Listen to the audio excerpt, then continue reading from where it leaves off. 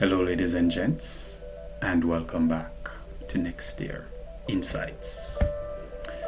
Most people think anxious attachment means someone is too needy in relationships, too emotional, too insecure, too dependent on reassurance. But what if that explanation is completely wrong? What if anxious attachment is not a weakness at all, but the result of a mind that has learned to adapt to uncertainty? And what if the fear of abandonment is actually the brain attempting to protect something deeply valuable? So in today's video, we will explore three ideas.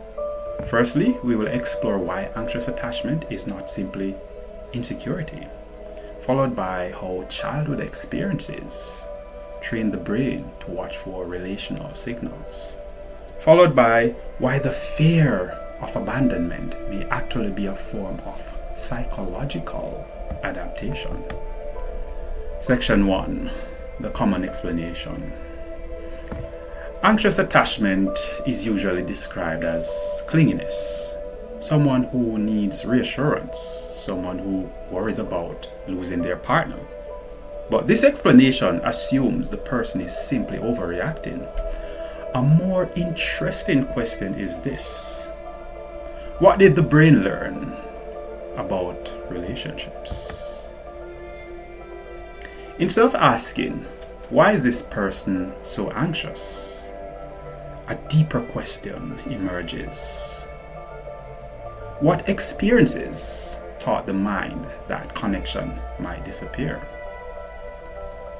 To answer this question, we have to peel back the layers of interactions earlier in life. Section 2. The childhood blueprint. Imagine growing up where love is sometimes available, but not always. Some days, caregivers are warm and attentive. Other days, they are distracted or emotionally distant. From the child's perspective, love becomes unpredictable, and unpredictability changes how the brain learns to interpret relationships. Imagine a child waiting for a parent to return home. One evening, the parent arrives with warmth and attention. The child feels safe. Another evening, the parent arrives distracted and distant. Over time, the nervous system learns a subtle lesson. Connection matters, but it may not always be stable. And this is where the story becomes interesting, because the brain does not simply observe patterns, it adapts to them. Section 3. The neuroscience mechanism. From a neuroscience perspective, anxious attachment involves the brain's threat detection system. The amygdala becomes highly sensitive to signals that might indicate rejection or abandonment. As a result, the brain becomes hyper attuned to relational signals. A delayed message, a subtle change in tone, or emotional distance can trigger strong reactions. But here's the paradox. The behaviors designed to protect relationships can sometimes create the very tension that threatens them. Section 4. Adult relationship patterns. In adulthood, this sensitivity can appear as seeking reassurance, overanalyzing conversations, or feeling uneasy when a partner becomes distant.